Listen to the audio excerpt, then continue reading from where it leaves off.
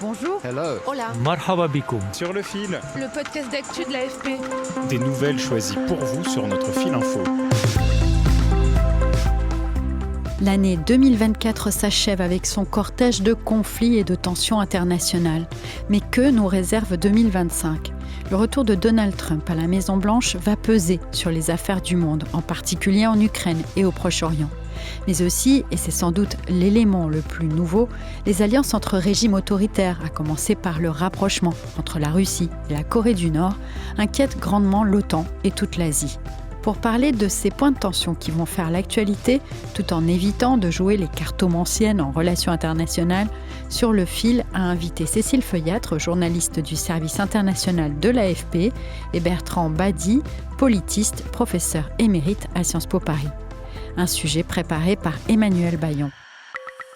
Sur le fil.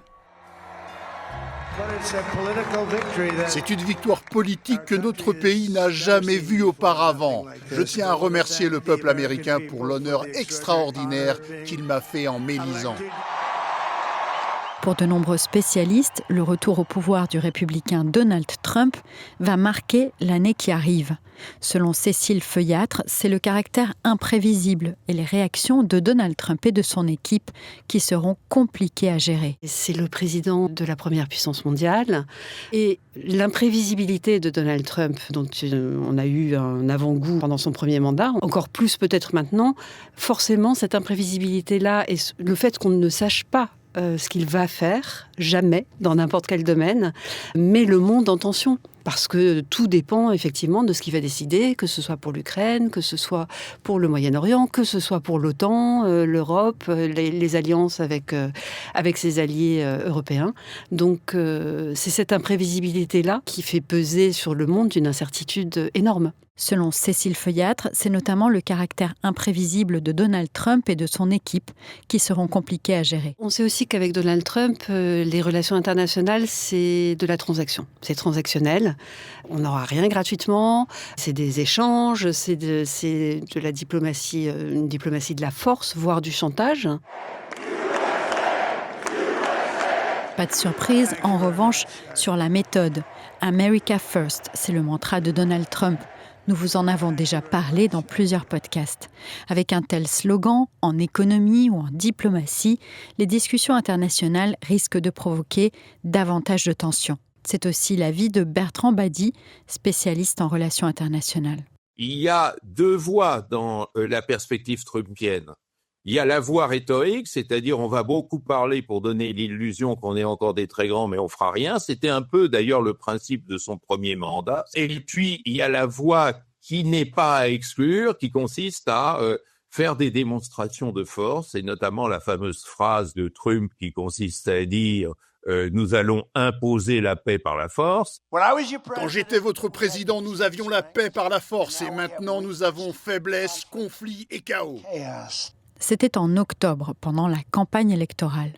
C'est certain que si le nouveau président utilise le langage de la force d'une manière ou d'une autre, la force c'est pas seulement la force militaire, eh bien les tensions vont être considérablement renforcées. Au Proche et au Moyen-Orient, le positionnement de la future administration de Donald Trump, très favorable à Israël, aura aussi un impact. Dans la région, les cartes ont été largement redistribuées en 2024. L'Iran est en difficulté. Il a perdu son allié en Syrie, Bachar el-Assad. Et le mouvement islamiste pro-iranien Hezbollah est très affaibli au Liban suite à l'offensive israélienne. Enfin, l'activité diplomatique est intense pour obtenir un accord de trêve et la libération des otages et la fin, à terme, de la guerre à Gaza, déclenchée le 7 octobre 2023 par l'attaque sans précédent du Hamas en Israël. On se doute que le soutien inconditionnel des États-Unis en général pour Israël sera encore plus marqué avec Trump. En revanche, on ne sait pas ce qu'il va faire avec l'Iran, on ne sait pas ce qu'il va faire avec la Syrie. Bon, il a déjà donné un avant-goût en disant que c'était un bordel qui concernait pas, le bordel je cite, qui concernait pas les États-Unis et qu'il valait mieux s'en tenir le plus écarté possible. Encore une fois, on ne sait pas. L'autre point chaud, c'est bien sûr le conflit en Ukraine, qui dépend de l'aide occidentale. Or, l'Europe n'a pas forcément les reins pour compenser un désengagement des États-Unis. L'entrée en scène de la Corée du Nord, alliée de la Russie, marque une inquiétante internationalisation du conflit. Ils ont signé récemment un accord de coopération stratégique. Donc on sait que depuis longtemps, la Corée du Nord fournit des munitions à la Russie, des obus pour sa guerre en Ukraine, et maintenant elle fournit des hommes. Donc c'est quand même un pas supplémentaire. Il y aurait 10 000 militaires nord-coréens en Russie, certains engagés dans la bataille dans la région russe de Koursk, où les Ukrainiens avaient lancé une offensive il y a quelques mois. D'ailleurs, le président ukrainien Zelensky a annoncé qu'il y avait une trentaine de militaires nord-coréens qui avaient été tués ou blessés dans la région de Koursk. Donc, ils sont directement engagés dans les combats.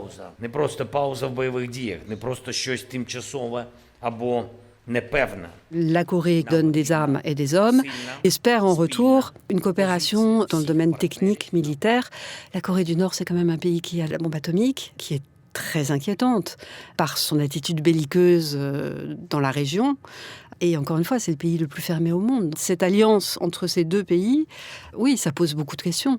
Et ça peut susciter beaucoup de préoccupations. Pour Bertrand Badi, l'attitude de Vladimir Poutine en difficulté militairement et économiquement est source de grande inquiétude. Dans la tête d'un Poutine, il n'est pas possible que la Russie soit vaincue. Il a très vite compris que, incapable d'arriver à Kiev, étranglé par l'étau occidental, il pouvait retourner diplomatiquement les choses en sa faveur en s'alliant avec ce fameux Sud global. Donc, aller chercher en Corée du Nord le complément dont on a besoin, c'est un signe de très grande faiblesse et aussi de très fort entêtement. C'est ce paradoxe qui me fait peur, c'est-à-dire on se rend bien compte qu'on n'est plus une puissance, mais on ne veut pas déchoir. Écouté sur ce sujet, le secrétaire général de l'OTAN, Mark Rutte, selon lui, cette alliance a des conséquences bien au-delà de l'Ukraine. Nous voyons de plus en plus la Corée du Nord, l'Iran, la Chine et bien sûr la Russie travailler ensemble contre l'Ukraine, mais en même temps la Russie doit payer pour cela. Elle livre de la technologie à la Corée du Nord qui menace désormais les États-Unis, l'Europe continentale, mais aussi nos partenaires dans l'Indo-Pacifique, le Japon par exemple, et la République de Corée.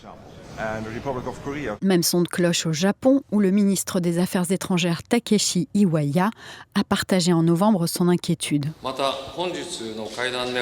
Cela ne fera pas qu'aggraver la situation en Ukraine, cela aura aussi des conséquences extrêmement importantes pour la sécurité en Asie de l'Est. Nous sommes très préoccupés par cette évolution et nous la condamnons fermement.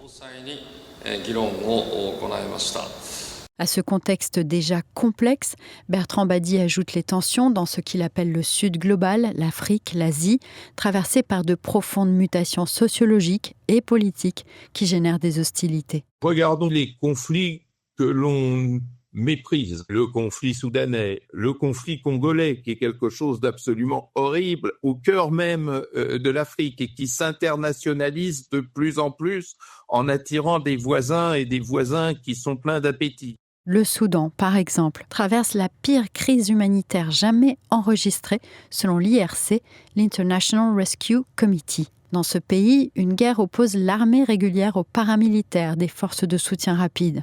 Le conflit a fait des dizaines de milliers de morts et a entraîné l'exil de 12 millions de Soudanais, auxquels il faut ajouter les 9 millions de personnes déplacées à l'intérieur du pays. La moitié de la population souffre d'une faim aiguë. Regardons aussi les incertitudes en Asie du Sud, cet énorme pays démographiquement, mais pas seulement démographiquement, que constitue l'Inde, par exemple.